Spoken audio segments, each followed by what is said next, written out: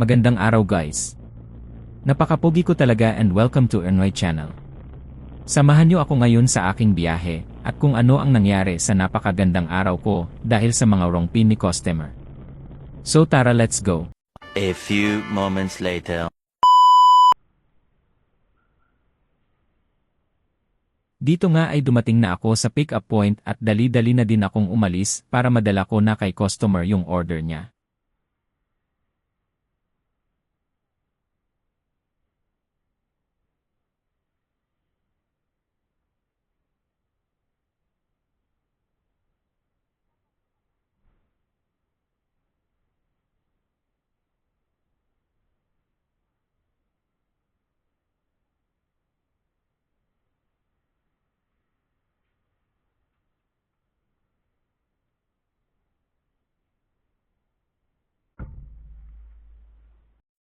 Three days later.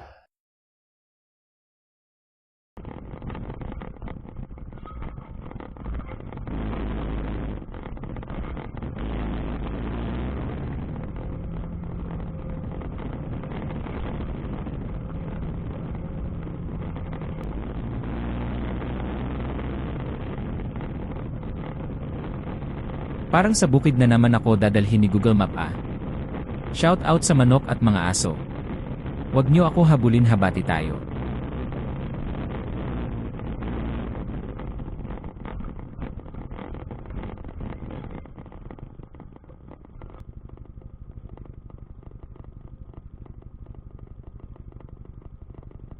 At dumating na nga ako sa drop-off location ni customer na nasa pin location. Dito ay tinawagan ko siya at pasensya na hindi rinig ang usapan men dahil wala pa ako pangbili ng mga gamit pang vlog tiyaka na pag may budget hehe. At ayun na, mali ang pin location kaya wala akong nagawa kundi bumalik at hanapin ang binigay niya na address na malayo sa nakalagay na pin location. Aray ko.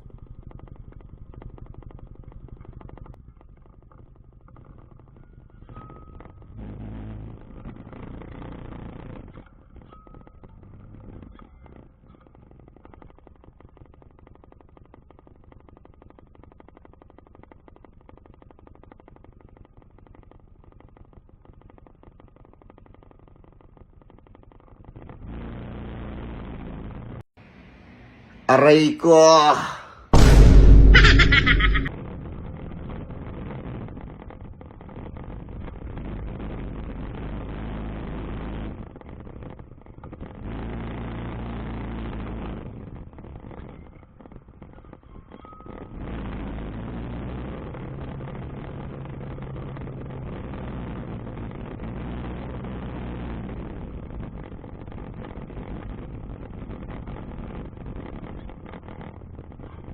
At sa wakas nakarating din ako.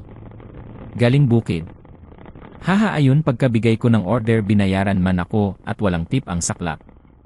Iyak si Manong Junyo at dito nagtatapos ang isa sa 3 wrong pin location na kwento ko. Salamat sa panunood.